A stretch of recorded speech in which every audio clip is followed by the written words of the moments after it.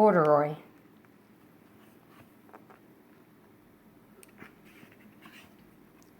Corduroy is a bear who once lived in the toy department of a big store.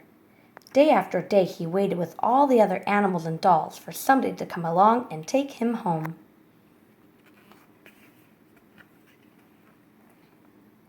The store was always filled with shoppers buying all sorts of things, but no one ever seemed to want a small bear in green overalls.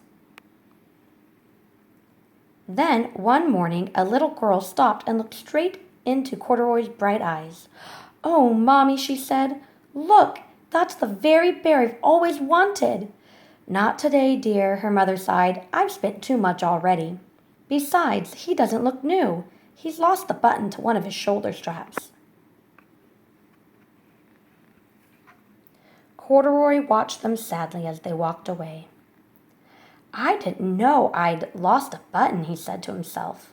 "Tonight I'll go and see if I can find it." Late that evening, when all the shoppers had gone and the doors were shut and locked, Corduroy climbed carefully down from his shelf and began searching everywhere on the floor for his lost button.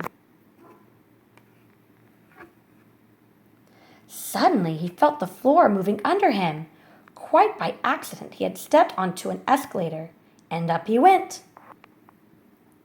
Could this be a mountain, he wondered? I think I've always wanted to climb a mountain.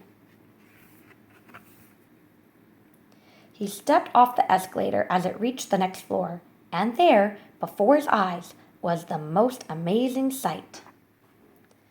Tables and chairs and lamps and sofas and rows of beds. "This must be a palace," Corduroy gasped. "I guess I've always wanted to live in a palace." He wandered around admiring the furniture. "This must be a bed," he said. "I've always wanted to sleep in a bed." And up he crawled onto a large, thick mattress. All at once he saw something small and round. "Why, here's my button," he cried, and he tried to pick it up. But, like all the other buttons on the mattress, it was tied down tight. He yanked and pulled with both paws until pop! Off came the button, and off the mattress Corduroy toppled, bang, into a tall floor lamp. Over it fell with a crash. Corduroy didn't know it, but there was someone else awake in the store. The night watchman was going his rounds on the floor above. When he heard the crash, he came dashing down the escalator. "Now who in the world did that?" he exclaimed. "Somebody must be hiding around here." He flashed his light under and over sofas and beds until he came to the biggest bed of all, and there he saw 2 fuzzy brown ears sticking up from under the cover. "Hello," he said. "How did you get upstairs?" The watchman tucked Corduroy under his arm and carried him down the escalator and set him on the shelf in the toy department with the other animals and dolls. Corduroy was just waking up when the first customer came into the store in the morning, and there, looking at him with a wide, warm smile, was the same little girl he'd seen only the day before. "I'm Lisa," she said, "and you're going to be my very own bear.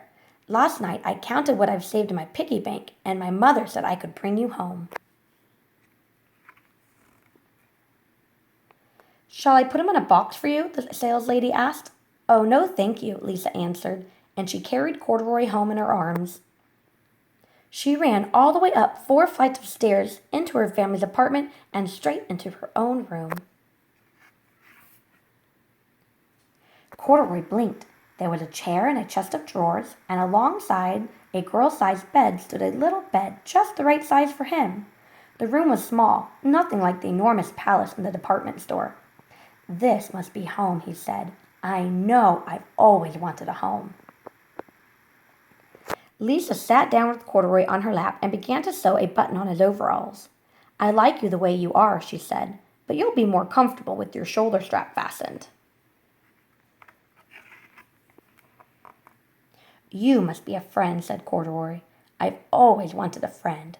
Me too, said Lisa, and gave him a big hug.